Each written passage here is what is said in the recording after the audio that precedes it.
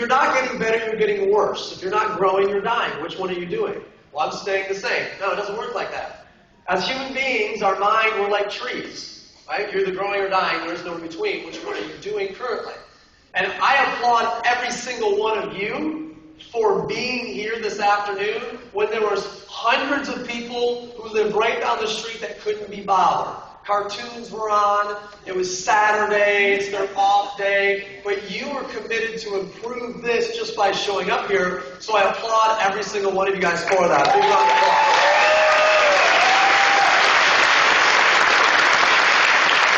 Please stand up if you're already registered to the St. Louis National Convention. Please stand up if you're already registered. Excellent. And I applaud every single one of you who are attending St. Louis with us. For the rest of you guys that aren't standing, if you plan on registering and you're going to get a part of that raffle after lunch, stand up and join the ones who are standing. Who's going to be attending St. Louis and isn't registered? Very good. For the rest of you guys who aren't standing that have a list of problems as to why you can't make St. Louis, I bet you in about 40 minutes we'll have solved that problem. Grab a seat, everybody. See, immediately when we talked about you getting to St. Louis to our national convention with 20,000 people, with 600 ambassadors and 5,000 regional directors and above, you immediately went to a problem as to why you couldn't go. It's too far away, I don't have money, I don't need to go there, I know everything already, how am I going to afford it, yada, yada, yada, how am I going to get enough work? And you immediately went to a problem. Where every superstar I meet in every walk of life doesn't immediately go to a problem, they immediately go to a solution. They think very differently, right? And I'm going to talk about that today. And I want all of you guys, as you're going through this training, I want you to go back and reference the immediate response you had to the problem you had as to why you didn't have your goal, or the problem that you had as to why you couldn't get to St. Louis. But I want everyone to come to terms with the fact that it is always internal. So internal is your beliefs, right? It's the way you think. It's what you believe. And what you believe determines what you do. What you do determines what you get. See, this statement is not arguable. This is just one of those, factual statements. That's a law that your beliefs determine your actions, and your actions determine your results. True or true? True. True or true? True. So you guys tell me, your beliefs determine your what? Actions. And your actions determine your what? Results. That's just truth. Okay? So what I would be doing if I was sitting in your seat is I would be losing sleep over this. I'd be going, okay, wait.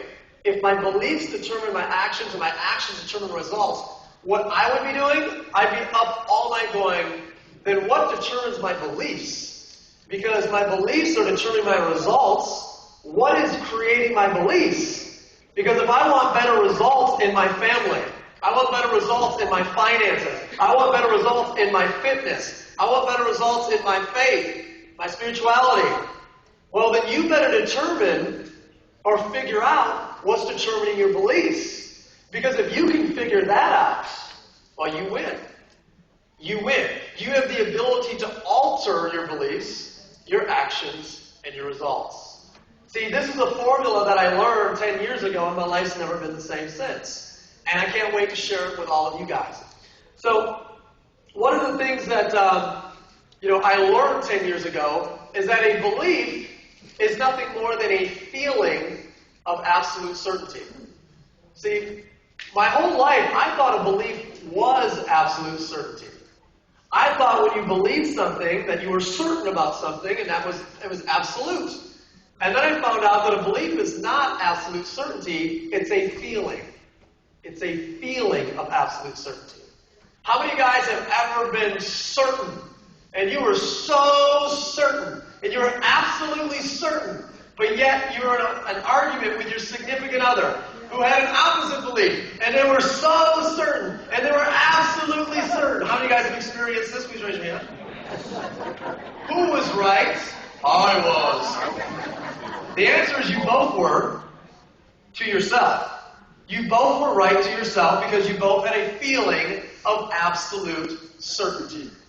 You had a feeling of absolute certainty. How many of you guys have ever met somebody that lies so much that they create truth for themselves about their own lives? Like, you're sitting there going, does he not know I was there? Like, but they've started believing the lie so much and telling the lie so much, it becomes absolute certainty to them. So in their world, it's truth, right? Now, one of my favorite quotes by William Shakespeare is, nothing in life has meaning except the meaning we choose to give it. So what I mean by that is, some people see a red light and they get angry. And some people see a red light and they get grateful that whatever was going to happen next, by them not getting a green light, they got to avoid. See, it's all about the meaning you get to choose, or that you choose to give it. Some people get upset because it rained that day and it canceled the Little League game. And some people are glad that it rained that day and canceled the Little League game so that that injury didn't happen that might have happened. See, everyone has perspective. And see, when something happens, it doesn't mean anything until you assign it a meaning. And you are responsible for assigning things meaning when it happens to you. So when something quote-unquote bad happens to you, its severity of how bad it is determined by the meaning that you choose to give it. And you always recognize, how many of you guys have been following James Cordova, our newest ambassador last month, who has pancreatic cancer? And he's literally on his final days. But James, the whole process was recording videos, and he looked at the fact that he was given pancreatic cancer, that it was his job to inspire people, thousands of them, tens of thousands of them, in his final 60 days. Some people would have retracted, some people would have disappeared, some people would have blamed everyone and everything and every entity that they could. Where James received it, he accepted, he assigned the meaning that his job was to inspire people because of it. And into his last days, he is the most gratitude-filled human being that I've ever met in my life. Because that's the meaning that he had chosen to give it. And, Ashley and I looked at each other and we were like, God, the dumb stuff that we'll argue over sometimes, or that will make us mad, or, the waitress that no matter how many times I say no onions, she'll still put onions in that thing. It'll drive me crazy, right? And the meaning sometimes that I'll choose to give it is like, this really pisses me off. Like, how many times have I called you pizza place and told you no onions, right?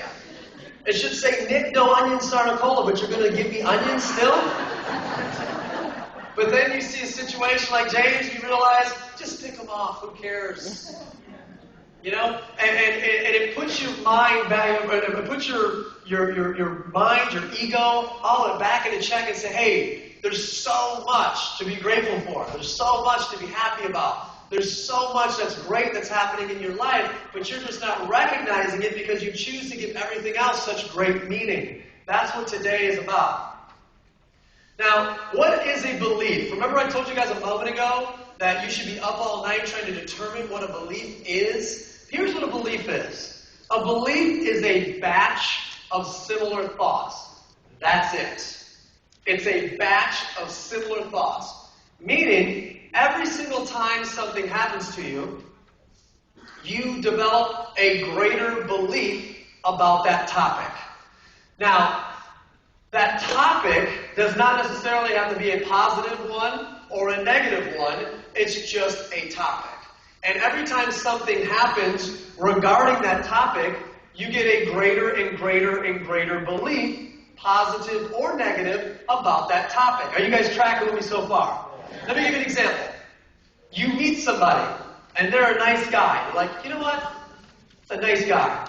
So what you do is you create a little reference, a little reference card, and you make a little folder for Bob. You're like, this is my Bob folder. Bob's a nice guy. That's what your brain does. And then the next time you meet Bob, you're like, this is a really nice guy. You take the card back out. Bob's a really nice guy. You open the Bob folder, you put another card in there, right? So now your belief is getting bigger about Bob. The next time you meet him, like, can this guy get any nicer? I'll tell you what, this is the greatest human being on earth right here. And you open up the Bob folder. So now your belief about Bob is this guy is so amazing, he couldn't be any better. And that's your belief or your reference about Bob. Now, then the other time you meet somebody and you're like, that guy's a jerk. Sam's a jerk. Put that in the Sam file. But I've only met Sam once. So I only have one reference. Therefore, I don't have a strong belief that he's a jerk, but he's jerkish, you know.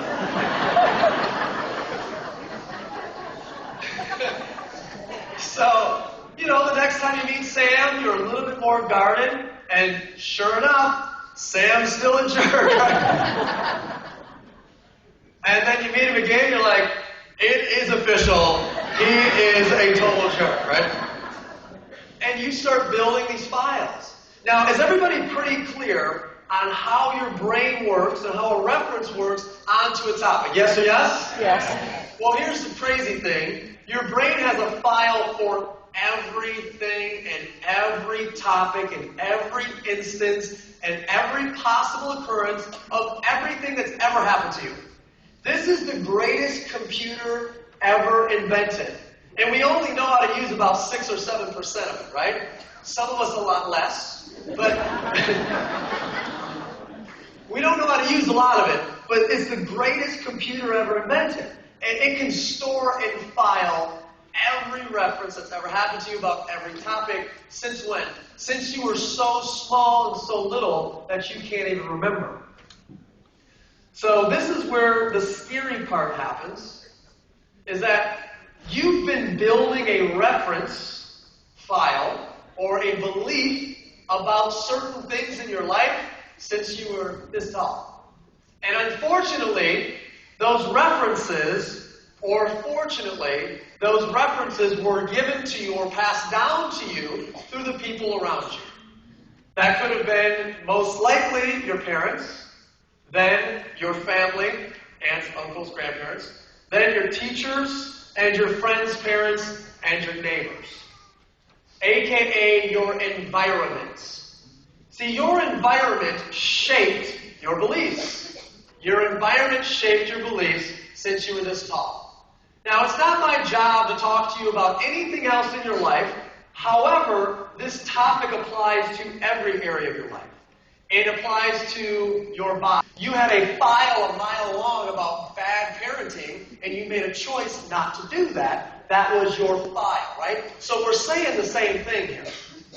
But what I want you guys to get is all areas of your life, ever since you were this tall, you've been building reference towards. My job today is to only talk about finances. That's all I'm going to talk about today. And the thing is, you can develop a belief about anything if you have enough references. If you have enough references, you can develop a belief about anything. See, how many of you guys have done something in your life that when you first thought about it, you're like, that is absolutely, positively impossible for me to ever do that or achieve it? Raise your hand. Okay? All of you guys. So I know that it's true. In fact, we had a young lady just introduce herself in the back of the room. She said she had just lost 70 pounds. Where is she, by the way? What's her name again? Nita? Dina. Dina, can you come up here real quick? Dina, come on up here real quick. Come on. See, Dina had told me 10 minutes ago that it would be impossible for her to ever stand on this stage. 10 minutes ago. So guys, give Dina a lot of love.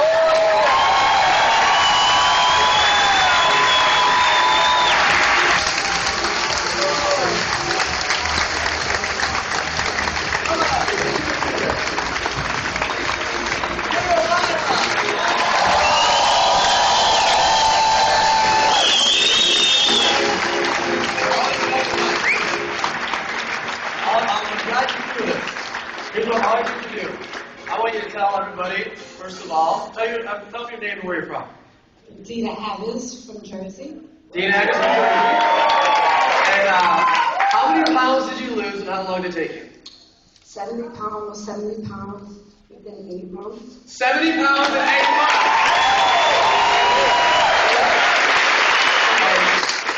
Give one tip to everybody in the room out there. Give them one tip. Take time to yourself. Give yourself a chance. Look in the mirror and say you can do it. Very good. Give it a hand.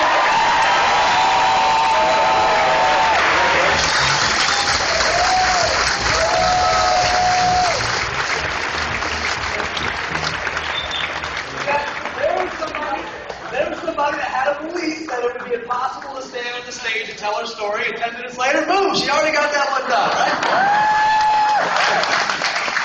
So, I know some of you have been building beliefs like, man, it's going to be impossible to become ambassador. It's going to be so hard to become a regional director. It's so difficult to go director. People keep saying no, and people aren't interested in people this and people that, and I can't and this. And you're building these beliefs and these references. Man, and it goes back to when you were a kid, when you started saying that, someone else started saying that stuff to you, and you kept reinforcing it and reinforcing it and reinforcing it. Watch this. Let's open your folder about money here. Let's go ahead and get to the money drawer. What's the money drawer? Let's see. You're 5 years old, and your parents started saying things like, money didn't grow on trees. Money is the root of all evil. We can't afford it. We don't need it. That stuff doesn't happen to us. You really need to go to school, get really good grades, so you can go get accepted into the best college. And at college, you need to get really good grades, so you can go out there and get the very best job. And that job will take care of you for the rest of your life. How many guys fell for that one? And we saw I used to see my parents argue over money. That was the number one topic of argument. They've been together, guys, like 100 years. I don't know, 40-some years. So they're still together. But that was their topic back then growing up, was they fought over money, right? See, those were the references that I had. My reference was, number one, is I will never fight about money. And number two is that I will never say, you don't need that. I will absolutely say you didn't earn that. So I will never tell my kids, you don't need that. So like, can you imagine you're 4 years old and you're like, it's a G.I. Joe, I don't need anything. It's not, I just want. You're 4, what do you really need? You need a hug, you need some food, but you want the G.I. Joe. So, I always said that my line would be, you didn't earn that. What are you going to do to earn this, right? So, you can change your files about money. Now, you also have that file about what you are capable of and what you are able to do. And you don't have to yell this one out. In fact, I would encourage you not to yell along with this one. But there's things like, you don't get anything right, and, you can't make this happen, and you failed at something like this before, that one didn't work, why is this one going to work? And so on and so forth. And you have this file about how you look at entrepreneurship, the topic of money and business, and you also have a file about how you perceive yourself. And a lot of times when you look at those two files together, you're like, this person doesn't stand a chance. Unless they change their beliefs. Unless they change their beliefs, they don't stand a chance. See, guys, you can do whatever you want to do in this business, and you can do whatever you want to do outside of this business, but you've got to change your reference points, your references, so you change your beliefs. Beliefs determine your actions, actions determine your results. Now, one thing that you guys have done that I'm very proud of you for is you've changed a piece of your environment by being here today. See, when you're standing around 1,000 people who are trying hard just like you, it makes it a lot easier to go out there and try, and to go out there and go for it. Let me tell you something I learned at 18 years old. The 5 people you spend the most time with are who you will become. So choose them very, very, very, very, very wisely. The 5 people you spend the most time with are who you will become. That is why I choose to spend my time with Ashley. That's why I chose her. That's why I choose to spend my time with Matt and Freddie and Christina and Kevin and Stephanie and all the other 5 stars in the company, and Kyle and Jason and Mike and Levon. I choose to spend my time with them, right? Because I like to become them in different areas of my life. They inspire me. They help me grow. They help me to become better. See, if you're going to change your references, you got to change your environment. And you got to begin changing what you're watching and what you're spending time doing and what you're reading. Hey, I've been, reading this great Inquirer magazine. Well, that's awesome. And I don't know if aliens do or did not have a burrowed shelter underneath Albuquerque, New Mexico. I really don't care.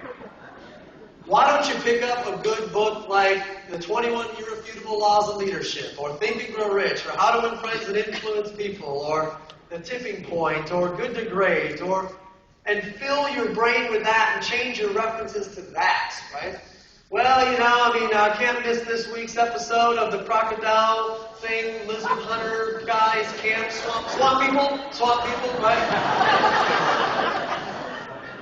Can't miss that episode. Like, really? You really want to spend your time watching that, right? Well, Nick, you don't understand. American Idol's on this week, and hey, you know who needs an idol? Your kids, your neighbors, your family, your community. They need an idol. Why don't you step up and be that person? Well, Nick, you don't understand. It's the last episode of Survivor. I'm like, hey, let me save you some drama. Nobody dies. Someone wins $1 million, and it's not you. Not you. They're gonna lie to each other. Right? Why don't you keep overcoming all the obstacles in your life so you can stand on our stage and inspire thousands of people about how you were a survivor? That's a story that I'm interested in, right? So guys, we got to change the references. If we change the references, then we can change the belief.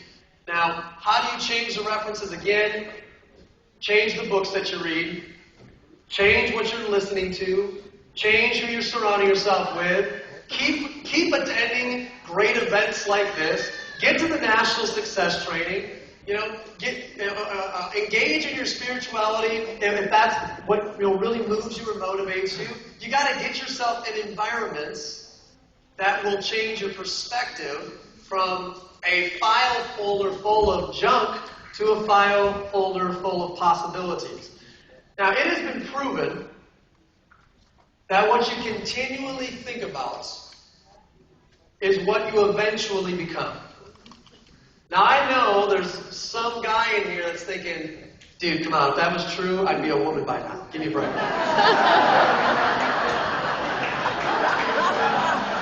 Missing the point. But I know for a fact a person who thinks about getting into shape enough times eventually does what? Gets into shape. But a person who says that they're never going to be able to get into shape, guess what? They never do. I know the person who thinks about and reads about and listens to and surrounds himself with people that say they can make it and empower them to make it, they eventually what? Make it. And I know the person says, you can't do this, it's too hard, you're never going to make it, and they surround themselves with people that reinforce that they never what? Make it. See guys, those file folders, can you go back one slide for me? These are the most precious files that you have on earth. These are the most precious files. It's not the ones in your safe, and it's not the ones in your cabinet, and it's not the ones in your computer. It's these ones right here. These files are the most precious files that you have because they determine everything that you get. And what's crazy to me is if somebody walked into your office while you were typing on your computer with your precious files and took a full can of Coke and dumped it on your computer and ruined your files, what would you do? Kill them. How many guys would be very upset if somebody did that to your computer? And that's a computer. But you let people do that to your head, right? I mean, I want you guys to really get this. I mean, see, it's worse than code. Really what they're doing is they're pooping in your files. Somebody went to your office, they opened up your cabinet, they opened up your filing cabinet, and pooped in your files. How do you feel about that? See, you have to protect your files. Don't let somebody come poop in your files, ever. These are too important.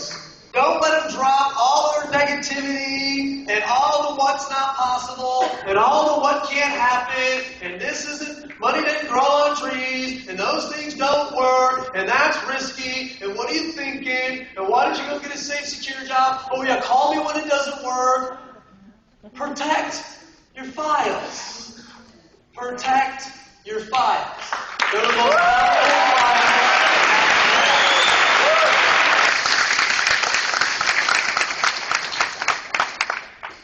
And if you protect your files, it'll keep you focused on what you do want, and where you do want to go, and what you do want to have, and what you will eventually become.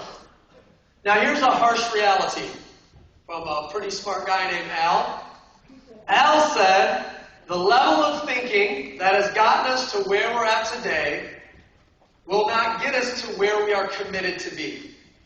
This is a harsh reality. Not for you, but for all of us. It's a reality, though. Because if I'm personally committed to creating the greatest direct selling company ever on the planet Earth, the most successful one ever, I'm personally committed to it, right? But the level of thinking that I have right now is not enough. Because if it was, we'd already have it. So I want all you guys to grab that piece of paper real quick that you wrote down your 5, 10 goals or things that you want to have. I want you to put that in your hand real quick. Take a look at it. The level of thinking that you have right now is not enough to have those things.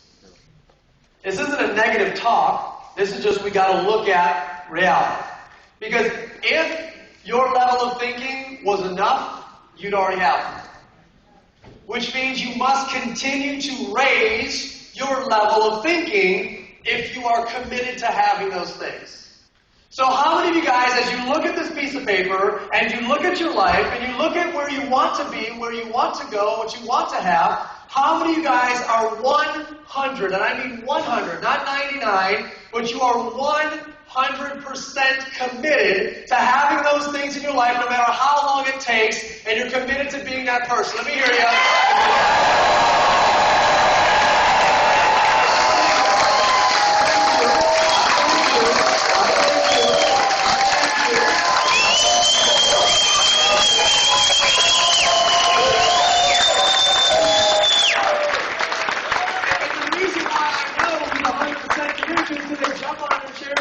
Right? I know who it is that's 100% committed to that. The ones that do not lack doubt.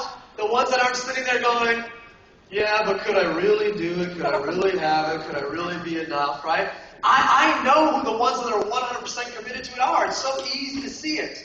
Yeah, but they're the lucky ones. Now, I bet you that sounds like something your mom used to tell you when you were 5. That's the lucky people. Right? That's not, you didn't create that. That was taught to you by somebody. See, guys, what I'm getting at is, if you're 100% committed to it, and I mean 100%, committed to having what you want in your life, not for me, not for the company, and not for your upline, but for you, for your family. If you are 100% committed to that for you, then we must come to terms that we have to raise our level of thinking. And we must raise our game. How many of you guys are ready to raise your game? Say, I am. I am. Beautiful. Let's move on. Now, this is the scary part. Every time I say it, I actually get goosebumps. Yeah. Okay, what we're talking about right now is called the law of attraction. And it's been commercialized recently by The Secret. So if you reference that, then it's kind of the commercialized version. Not a big fan of the commercialized version. I'm a fan of the real version, which is called Think and Grow Rich. Yeah. Think and Grow Rich was written by a guy by the name of Napoleon Hill. Napoleon Hill was a college student. He sat down in an interview for his college newspaper, at Georgetown with a guy who was a Scottish immigrant who was poorer than poor, who became the richest man ever, and still today would be the richest man ever. He'd be worth about $300 billion, which is 6 times richer than Bill Gates. His name is Andrew Carnegie. And he sat down with Andrew Carnegie and did an interview, and Andrew Carnegie said, you know what? I'd be interested to know if other wealthy people have the same beliefs, the same what? Beliefs. The same beliefs that I have on success and wealth. And nobody's ever written a philosophy of wealth. Nobody's ever done a case study on wealth. And in the early 1900s, he began to arrange appointments with the wealthiest people on the planet, and for 20 years, Napoleon Hill documented it all. And he wrote a book called The Law of Success, which is about 1,100, 1,200 pages long, not that big. And then he wrote a 250-page version called Think and Grow Rich.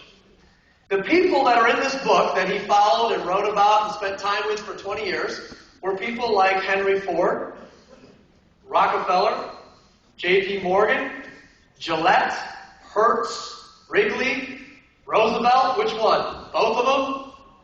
And Woolworth, who's the guy who started Five and Dime, and so on and so forth. Edison is one of his biggest ones he writes about. Ford and Edison are 2 of the biggest ones he writes about. Firestone. Do any of these names ring a bell? These are the people that are the founders of some of the greatest companies ever created. And all of them are interviewed for this book and followed for 2 decades. And you know what the whole thing boils down to? I'm going to save you the drama. Right here. The law of attraction. What you think about most is what you become. What you think about most is what you become. What you think about most is what you become. That's what it boils down to.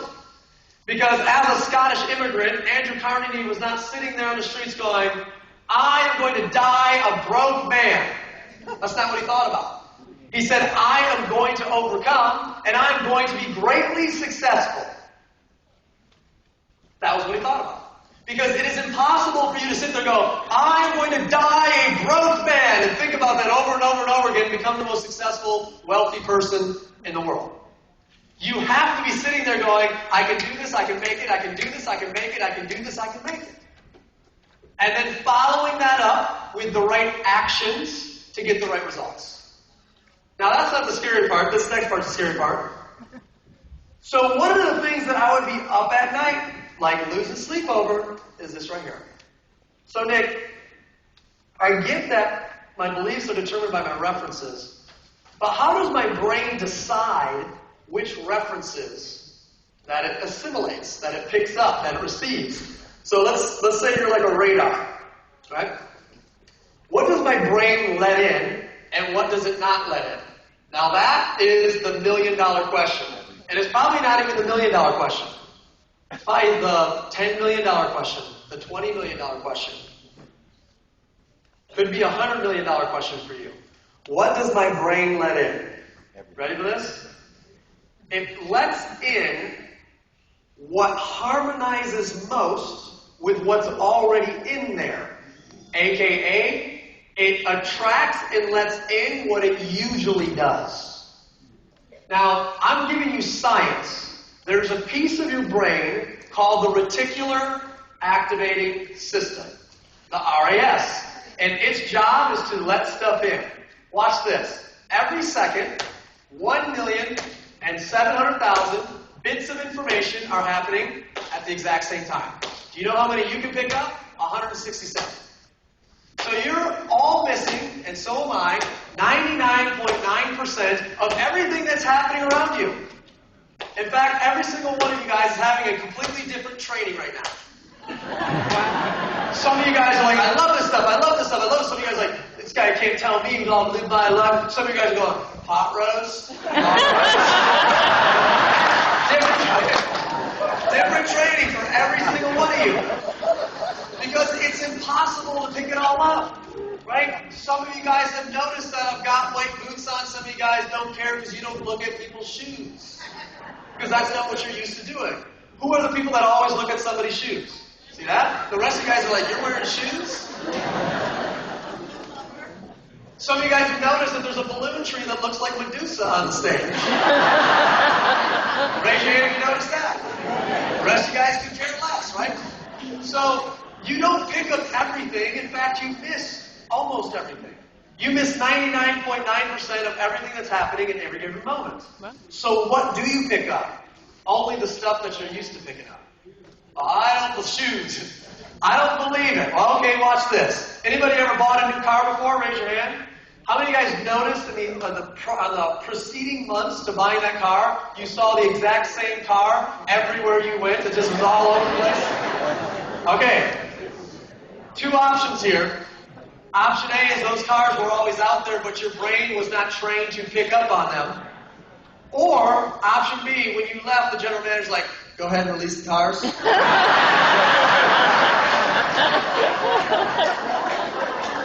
How many of you guys believe it's probably more likely that your brain didn't pick up on them, right? Yeah.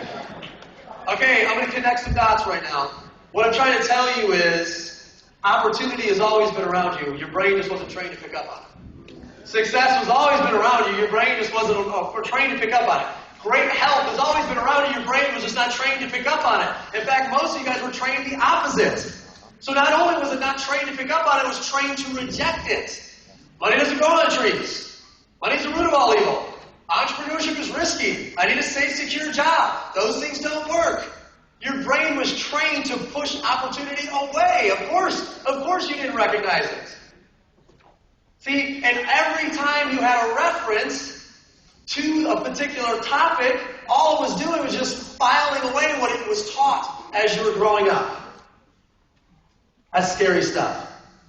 Until you realize what's happening, you go, oh, you know what? I need to change my filter. Your RAS is your filter. Anytime Ash and I are having a bad day, we look at each other like, you need to change your filter. And we're like, fine. Right? Because you're never going to live in happy clappy land 24/7 all the time, right? But you can recognize that you have a bad filter and that you can change your filter at any given moment. And that's kind of our code word to each other. Hey, you got a bad filter. You change your filter. That means we're picking up only the negative at that moment, only the negative in that day or in that hour. And you have the power to change your filter at any given moment, right? And if you will change your filter, and you will self-regulate to change your own filter, or have somebody there to hold you accountable to change your filter, then when you have those bad moments, which will happen, you can get back on track to be looking forward to having great moments, which also will happen if that's what you're focused on. See, guys, once you know this stuff, there's no turning back, right? Once you learn this, like you can go home and you can still hate life, but at least you're going to go to bed knowing you hate life because you chose to. You're responsible for it. Not because of anything anyone else did to you, or anything that anyone else is responsible for, or any outside external circumstance. It's because you choose to perceive it that way, and you choose not to do anything about it. But I am fortunate that I'm surrounded with 1,000 people here in New Jersey that don't think that way. There are people that do choose to do something about it, and have to wait.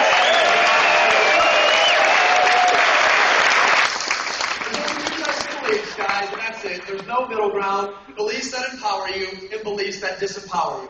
That's it. Those are the only two types. Well, my beliefs are somewhere in the middle. No. You're either getting closer to what you want or further away by what you're thinking in that exact moment. And a lot of you guys are controlled by an absolute, unreal,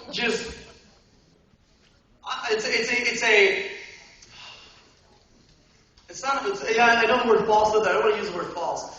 Invisible. It's an invisible force that just shackles you. And it's this one right here. Fear. That's it. Fear of the unknown. Fear somebody might reject you. That's the biggest one, by the way. Fear that someone might reject you. Fear of public speaking. Fear of.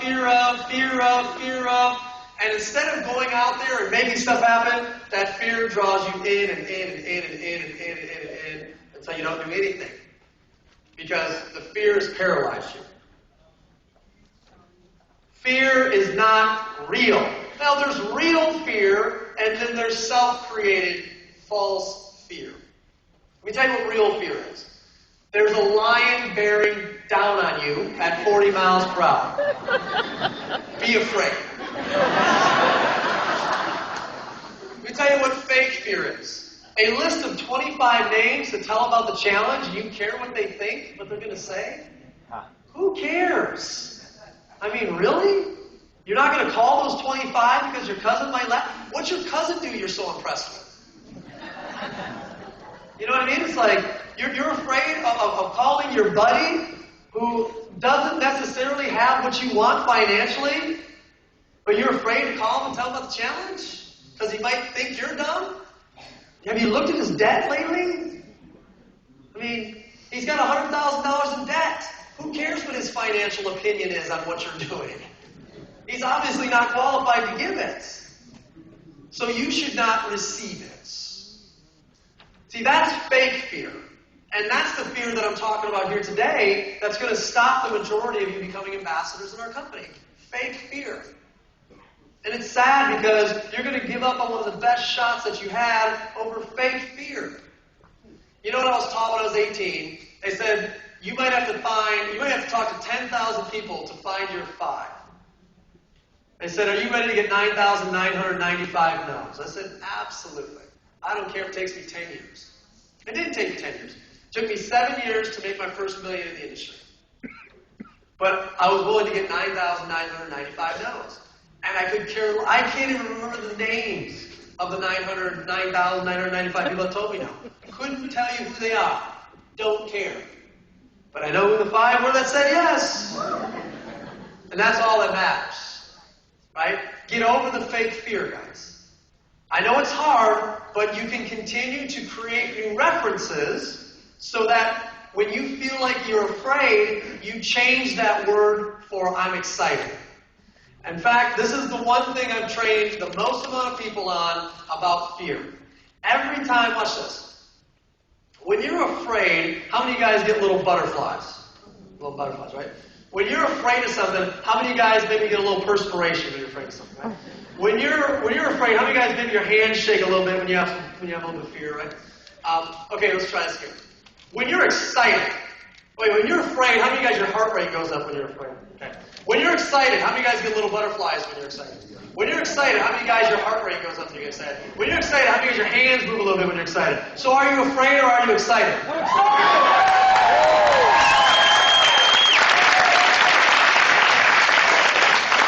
Your brain does not know the difference. Your body does not know the difference. You are telling it what you are. So instead of saying, I'm so afraid, or in your mind to call this person, be like, I am excited to call this person. Just like she was excited to get on this stage and tell her story. All right, we're closing up here. I'm totally ADD, so I have ADD moments. Bear with me. This is an ADD slide. Anybody like to go to the zoo every once in a while? I like the spider monkeys. Why? Because there's like little ping pong balls. Bing, bing, bing, bing. They're everywhere, right? And then I remember sitting there one day, I asked myself, I wonder how they catch these things. It can't be easy because, these things are all over the place. And then I found out how they catch a spider monkey. If I could grab one of the chairs from you, Robert, and just put it on stage real quick for me. I found out this is how they catch a spider monkey. What they do is they go out to Spider Monkeyville, out in the jungle, where the spider monkeys live. And it turns out the spider monkeys really love peanuts. Because when you go to the zoo, you throw them peanuts, they love those things, they snatch them up. And it turns out that if you put a little peanuts on the ground there in the middle of where the spider monkeys live, and you put a little cage over it, and the trap has to be like this. They can put their hand through it, but when they grab the peanuts, they can't get their hand out. So when they grab the peanuts, they can't get their hand out. So the spider monkey at this exact moment has a choice. It can let go of the peanuts and have its freedom, or it can keep the peanuts. Okay? Wouldn't you know that the spider monkey would rather hold on to the peanuts than have freedom? So let's do some analysis here. Peanuts, freedom. Freedom, peanuts. You know what it chooses? Peanuts. And you might be thinking, I have no idea what this has to do with me. And I'll tell you what it has to do with you. Most people think like a spider monkey. No matter how much you tell them, they still hold on to their peanut beliefs. They will not let go of their peanut beliefs for freedom. They can let go. All they got to do is let go. If they just let go of those beliefs and they replace those beliefs with new beliefs, they got their freedom. But no, that's not true. He doesn't know what he's talking about. You don't understand. You don't know what my situation's like. You don't have my life. Money doesn't grow on trees. That's really difficult. I'm not good at that stuff. Peanut beliefs. And if you want your personal freedom, and whatever that means to you, if you want it in every area of your life, you better let go of those peanut beliefs so that we can replace them with some new, powerful, empowering beliefs to take you anywhere that you want to go. So I ask all of you guys right now, how many of you guys are ready to just let go of those peanut beliefs?